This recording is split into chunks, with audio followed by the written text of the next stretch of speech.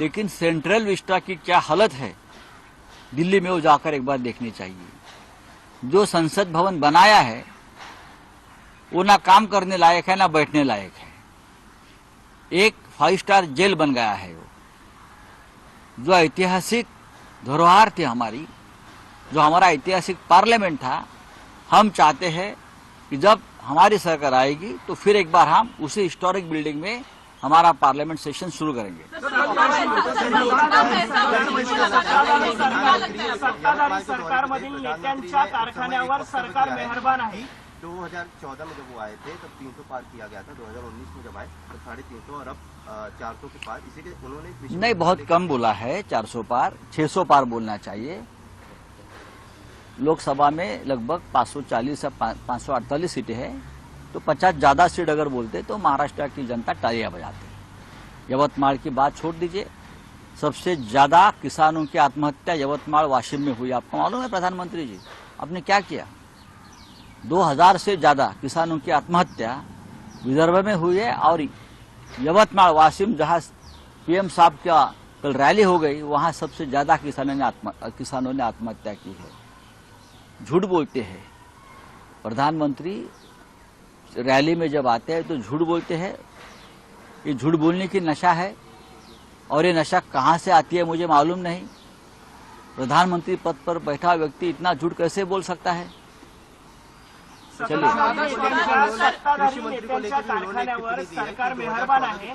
सहकारी बँकेकडून मदत म्हणून 2014 के पहले जो कृषि मंत्री थे वो इस देश के अब तक के बहुत ही बेहतरीन कृषि मंत्री थे। और ये सर्टिफिकेट खुद नरेंद्र मोदी जी ने दिया है पवार साहब को कि शरद पवार साहब one of the best agriculture minister थे।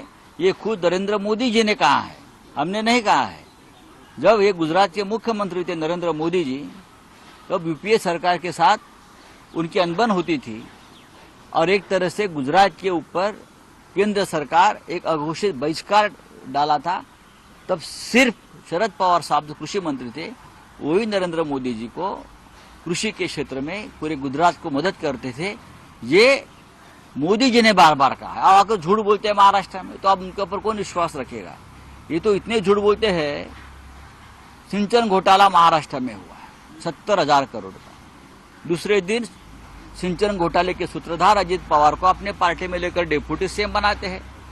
आदर्श स्कैम, सबसे बड़ा स्कैम देश का डिफेंस का, वही आदर्श स्कैम के सूत्रधार अशोक चव्हाण को अपने पार्टी में लेकर राज्यसभा देते हैं। तो ये मोदी जी के ऊपर कौन विश्वास रखेगा? मनोज जरांगे पाटिल को लोकसभा सीट देनी चाहिए। बीबीए की तरफ से प्रस्ताव आया था मनोज जरांगे पाटिल को लोकसभा सीट देनी चाहिए। हमारे पास कोई प्रस्ताव नहीं। सर उन्होंने प्रेस रिलीज, हमारे पास कोई प्रस्ताव नहीं है। हमारे यहाँ सिर्फ सीट शेयरिंग की चर्चा होती है, कौन कौन सी सीट पर लड़ेगा, कितने सीट पर लड़ेगा। कोई उम्मीदवार किसी का मन में होगा, उनकी व्यक्तिगत बात होती है। महाविकास आघाड़ी में इस प्रकार का कोई प्रस्ताव नहीं आया है। एक तरफ अपोजिशन बोलती है कि उद्धव ठाकरे और शरद पवार के वर्ड्स जो है वो जरांगे पाटिल बोल रहे हैं अभी, और इस तरह से बीबीए का ये प्रेस रिलीज निकालना या फिर ये बताना, हमें मालूम नहीं।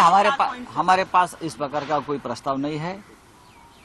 हम जब महाविकास आघाड़ी के लोग बैठते हैं तो सिर्फ सीट शेयरिंग, कौन कहाँ सीट लड़ेगा उसके ऊपर चर्चा होती है। अगर कोई किसी को उम्मीदवार बनाना चाहता है महाविकास आघाड़ी का, तो उसके ऊपर चर्चा नहीं होती।